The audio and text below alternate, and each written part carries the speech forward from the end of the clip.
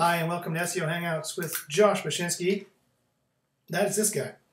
Today I have some very interesting leaks and information from John Mueller and from some other people if we can get to it.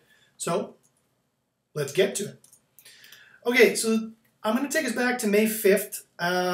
John Mueller had a hangout and he mentioned a couple interesting things. In fact, it's a couple hangouts with a bunch of information that I'm just going to go through because they are interesting. Sorry, I'll move my things around so I can see what's going on. There we go. Okay. So on May 5th, so John Mueller mentioned that, just a couple of reminders. It's stuff I've mentioned before, but just to remind us that brand names in links are fine as long as the brand is not an EMD. If the brand's an EMD, that means an exact match domain.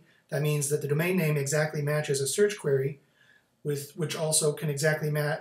If that's your anchor text, then that's going to be a problem, right? So I mentioned that before. Also, you mentioned about internal links, and internal links are not an issue. You can internal link any way you want. It's that often they're keyword stuffed. That's the issue. Is that often that the internal links have keyword stuffing. Then there's two ways that keyword stuffing is a problem. One, they're on a different topic, or two, they're too much on the same topic. So I repeat, there's two ways that keywords are a problem. One, they're on a different topic and confusing Google's algorithms about what this page is about.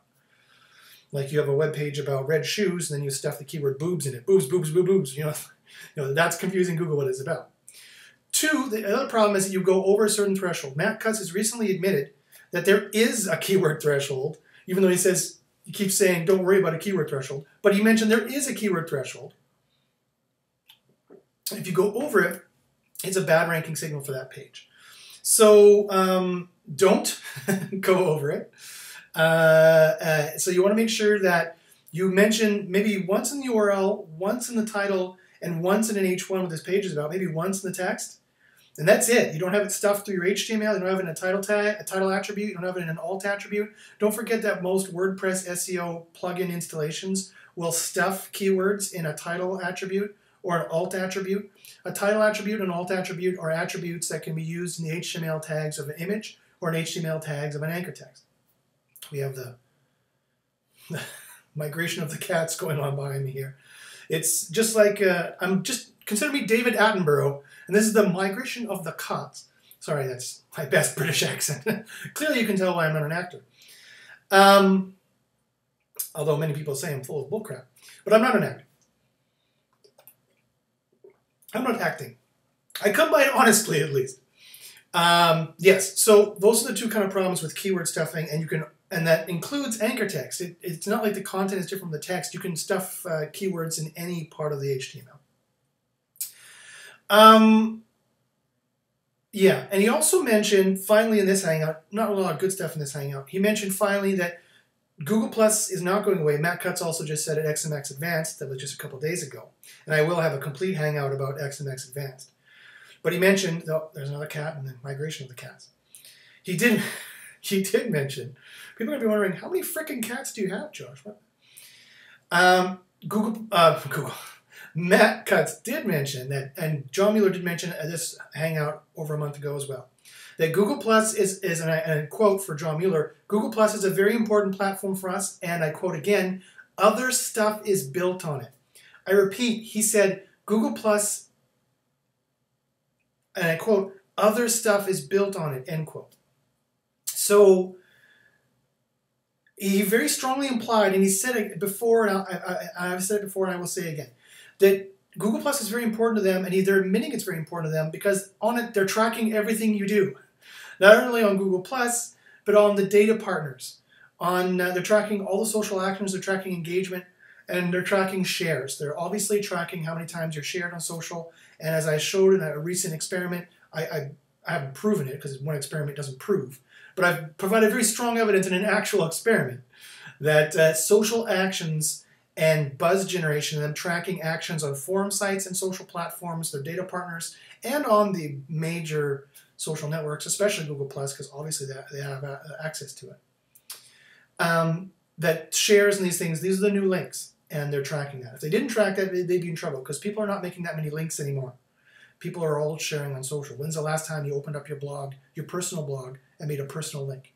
People just don't do that anymore. It's not 2008. The migration of the cots. Okay, so on May 19th, John Mueller had another hangout. And he mentioned some much more interesting things in this particular hangout. First off, for the manual action that you get back from people, I'm just going to go at light speed because there's a lot of them. The manual action you get, the response you get back when you do a reconsideration request on a manual action. For links, for unnatural links, including the partial links and the full unnatural link penalty versus the site. By the way, I've said it before, and I'll say it again in case you're just tuning in.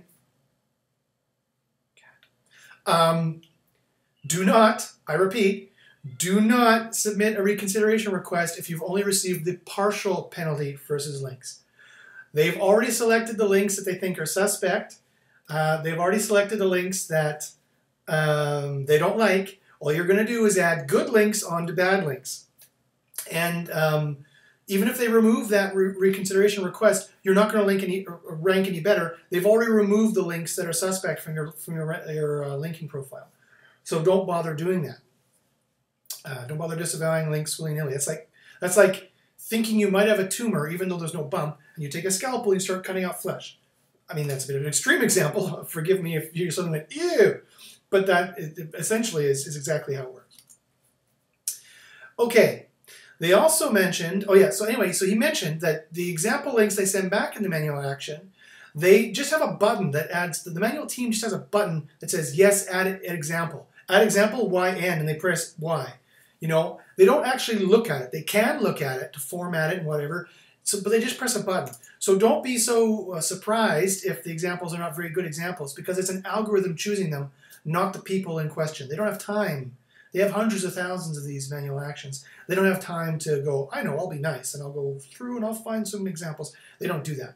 Although Matt Cutts did just recently announce at SMX Advanced a couple days ago, 2014, this is when you're watching this, June 2014, in case you didn't know what year it was, but you know, videos can last on, that they are now, as an experiment, might not be permanent, but as an experiment, they are putting in a field in which the manual reviewer, if they feel so inclined, if they feel so beneficent that they would like to throw you a bone and give you some extra help, they can fill in some, you can have a dialogue in this text box with this person, and they can fill in some extra tips as to what you should do. Yes, I repeat, Matt Cutts said at SMX Advanced that they are experimenting with a form in the manual reconsideration request process in your webmaster tools, that the manual reviewer, if they feel so inclined, if they feel like being nice, they can throw you a bone and put in some extra tips as to what you might want to work on. Doesn't mean they're going to, doesn't mean they won't. I guarantee for very spammy sites they're not going to. For very spammy sites, you will never see a suggestion in there. It's only for sites they take pity on and they think maybe negative SEO happened, or they think maybe, you know, it's generally a good site, but maybe they made one or two bad decisions. They might decide to throw you a bone, or they might not do it at all, or they might cancel the experiment. But this is what Matt mentioned recently at SMX Advanced. Okay, speaking of which, speaking of the beneficence of Google, negative SEO. John Mueller has admitted, again, point blank, they don't care if you're hit by it. They really don't. He didn't say it in these words, but almost this bluntly. They don't care if you're hit by it. They don't care if you're hurt by it, especially if there's a history of black hat SEO, especially if they can see a history of bad links. Then they don't care if you're hit by it. And that's how they differentiate currently. Actually, before 3 days ago, that's how they differentiated whether or not it was negative SEO, probably negative SEO, or you probably did it. If you did it, 5 years ago there were bad links, or 5 years ago there were unnatural links coming to you, and a bunch came now, they figure it's you and not negative SEO. However, Matt Cutts did admit to me at SMX West 2 months ago, that they were, in order to combat negative SEO, they were writing an algorithm that would check the order that the links were placed. And that so if a huge blast of links came to you, that this could be, but you don't have a lot of bad links, that this could be a stronger signal that some negative SEO is being tried. And also Matt just mentioned at SMX Advanced, again, I'm going to do a whole video on SMX Advanced for all the secret stuff that came out that maybe you haven't heard yet. But Matt did mention, or the stuff that you did hear about, but my own personal take on it with some insider information, for better or for worse, however much that is worth to you. Matt did mention a couple days ago that the Payday Loans algorithm, Payday Loans 2, that was released May 16th, did have some extra negative SEO functionality built into it. So, could that be this order of links that they were taking a look at? Maybe. In my opinion, probably. Because in my experience, they don't really have a lot more going on than what they say. They say they have 500 algorithms running, but really, I don't see how that's possibly manageable to have 500 separate algorithms running, all for ranking. Remember, John Mueller leaked last year that yes, they have over 500 algorithms, but that's divided between ranking, indexing, and crawling. I repeat, they have 500 separate algorithms, over 500 algorithms running, but that is split up between 3 different things: ranking, but also indexing and also crawling. So if you just do a straight division, that's like, whatever, 500 divided by 3. My math is terrible. 160, 170 algorithms for ranking. That sounds a little bit more realistic. Because otherwise, it'd just be, very hard to manage. Maybe they do. They have a very complex system how to manage all these probably the most complex version control system on the planet to control their versions of algorithms and to track whether or not each one made it better or worse, according to their statistics. But that sounds unwieldy to me. But anyway, my opinion is that it probably is this thing, because the stuff that they bother announcing, you hear them announce it again and again, and usually they don't announce it anymore, and so it seems to get rolled into algorithms. But anyway, Payday Loans 2 released on May 16th, or thereabouts. Apparently, according to Matt Cutts, did have some extra negative SEO protection built in. He also mentioned that they're releasing, that was 2.0A, that attacked mostly sites. He did admit at SMX Advanced as well that 2.0B of Payday Loans is also coming out, which he also calls the Google spam algorithm, which is odd. That's also what they call Penguin. Connection? He did not admit it at SMX Advanced. In fact, he denied it. He denied that there was a Penguin update ever since October 2013. Even though I provided evidence to the direct contrary to Danny Sullivan, which you can check my Twitter feed for. And maybe I'll mention in a future Hangout as well. Also, this Payday Loans 2.0B apparently is going to look at queries, whatever that means. Now, I asked Barry Schwartz what he thought he meant by that, because he wrote an article about it, and he was there. He was 10 feet from Matt Cutts when it was said. And Barry said to me, I don't know, could be links. He doesn't want to put words in Matt Cutts' mouth. But I'll gladly put words in Matt Cutts' mouth. And I think it could very well be links. So maybe Payday Loans 2 was more of an on-page spam checking algorithm. And Payday Loans 2.0B is going to start factoring in the backlinks to that spam as well in a certain way. Maybe with the order of the links kept in mind. And again, I've already mentioned my Payday Loans versus Penguin conspiracy theory last video. You can go and watch all my videos.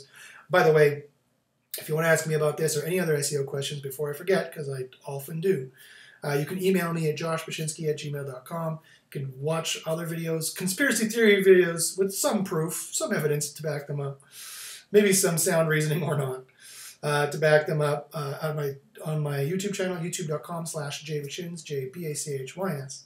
And you can follow me on Twitter, where I also leak little bits like this and things that I hear and retweet things that I think are important at Josh Bachynski. Anyway, so I will cover all this Payday Loan stuff in a future hangout. Okay, now here's another important thing that John Mueller mentioned back on May 19th. And he said, and I quote, "Algorithms look at the bigger picture." And he said this in response to the question, do algorithms work together to penalize people, and he strongly implied in that hangout, in my opinion, by that statement and by the other things he said, he strongly implied that yes, and I've mentioned this before, and there's other proof of this as well, he's mentioned before, that he was strongly implied that the algorithms do take a look at the total picture, at everything affecting the site, and that means that they do talk together. That if you're hit by Panda, it's more likely hit by Penguin, or vice versa. If you're hit by Penguin, if you had negative, bad links, untrustworthy links, then it's less likely than to trust the quality of your site. And so these algorithms do seem to be a check mark in either's category or to talk to each other to hit a site even harder if it's hit by both. People have speculated this is the case. John Mueller has mentioned it might be the case before, and he's mentioned again it might be the case. John Mueller also mentioned back in May 19th that they had not had any recent Penguin updates. So both he and Matt are admitting or claiming that Payday Loans is not Penguin and that they do not slip Penguin in there, because this is after Payday Loans 2.8 was released. So, you know, can we take them at face value? This is the question. You know, on one hand, they've always admitted when Penguin was announced before. John Mueller has claimed, even though they won't in the future, he said, we probably will next time admit when it's released, because they claim they want to be transparent. And they keep denying it. Why do they bother denying it? Like, if it was released, why not say, oh yeah, we slipped Penguin in there too? You know? Unless there's some negative public relations reason why they can't do that. And I could think of a whole bunch. As I mentioned, Penguin does have a very negative stigma that Matt Cutts is aware of. And he did tell me in a private conversation, as I've mentioned before in my videos, that the reason why it's taken so long for them to release Penguin is because of negative SEO. Because Black Hat said, oh yeah, fine, you're going to do it this way? And they built crappy links to everybody, right? Even to their sites that are on the exception list that they use to train their algos. And they do have an exception list. Matt Cutts just admitted it at SMX Advanced. They do have exception lists they use to train their algorithms, like Wikipedia, for example. So, and I mentioned 2 years ago when they first released Penguin that Black Hats, theoretically, if they wanted to keep black hatting, if that could be used as a verb, they should throw a bunch of fire Bessie Nuke and fire tens of thousands of spammy links at Wikipedia. Because then, and other sites like that, because then Google will be much more difficult for them to segregate and separate between the natural links and the bad links, right? Because at some point they do just have to make a subjective judgment as to what percentage is going to be good or bad. Really, that's what it comes down to. They really, if the algorithms work how I think they do, and how most other people think they do, there is a threshold at which they say, okay, this is too much and this is not enough, right? And that's why they want to protect themselves. That's why they want to remove the burden of that subjective judgment off of their shoulders. And that's why they refrained from releasing Penguin again, because they knew they were going to hit a bunch of sites that were right on the threshold, the edge cases as they call them, which you know, some people have bothered them that it's, you know, immoral for them to just shoot a bomb into a hotel of people to get one terrorist when there's 100 other people there. You know, that's essentially what they're doing. Not that I want to start a debate about that, but you understand what I mean. That collateral damage, in my opinion, is immoral. And maybe it might have to be done for the military case, but it certainly does not need to be done when it comes to ranking websites, for crying out loud. So anyway, ignoring all that, not talking about that. So yeah, so anyway, so that's what Matt Cutts told me. So I think that Payday Loans, again, it's the Google spam algorithm that's only supposed to attack the spammiest of the spammy niches. I think they're trying to avoid hurting more mom and pops, and so maybe someone bothering them, you know, helped the mom and pops scenario.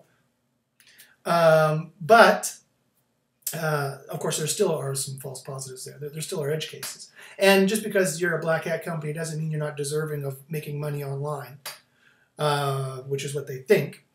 However, that's beside the point. So I think Payday Loans was their best alternative to try to be as moral as possible, or soothe their conscience maybe a little bit. And that's why they're going out. So they still want to control spam in the spammiest niches, but they maybe didn't want to either actually, maybe they didn't, as a genuine moral decision, maybe they didn't want to actually hurt mom and pops, or maybe it was just a public relations decision because they know Penguin has a bad stigma to it. So, no one can really know why if they did release Penguin or Payday Loans as part of Penguin, no one can really know why they didn't admit it, or maybe they haven't. But there's plenty of evidence of people who were released by Payday Loans, or maybe they don't want to run Penguin anymore at all. Maybe they want to just merge Penguin into Payday Loans. They want to replace Penguin with Payday Loans. It's really hard to tell. It's more or less all speculation. But it's very interesting that the Payday Loans algorithm is called the Google Spam algorithm, and Penguin is called the Google Web Spam algorithm. I don't really see a difference there. Okay.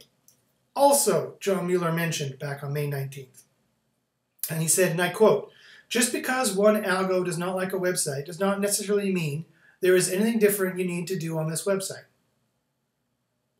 I repeat, he said, just because one algorithm does not like a website does not necessarily mean there is anything different you need to do on this website. To which in my notes I have like a million exclamation mark and question marks going on. He's trying to say that it's not a sign you're doing anything wrong. And my response is, wrong. That's wrong, John. Businesses either move forward or they die. Businesses are either doing well, making money, or not, or they stop, right? He's just trying to sugarcoat the fact that they have possibly hundreds of other algorithms that are unannounced, and Matt Cutts specifically admitted this at SMX Advanced 2 or 3 days ago, that they have potentially hundreds of algorithms which are announced, like the one that was released on November 17th, 2012, that hit MetaFilter, for example. That these algorithms are unannounced, they are unknown, they don't announce them, they don't announce how they work, they don't even announce when they run. So if you're hit by one of these things, and lots of people were hit on that date, there's absolutely nothing you can do to get rid of it. Speaking, again, of the very moral company, Google. And so that didn't make any sense at all. But the question there is, what algorithms could they be?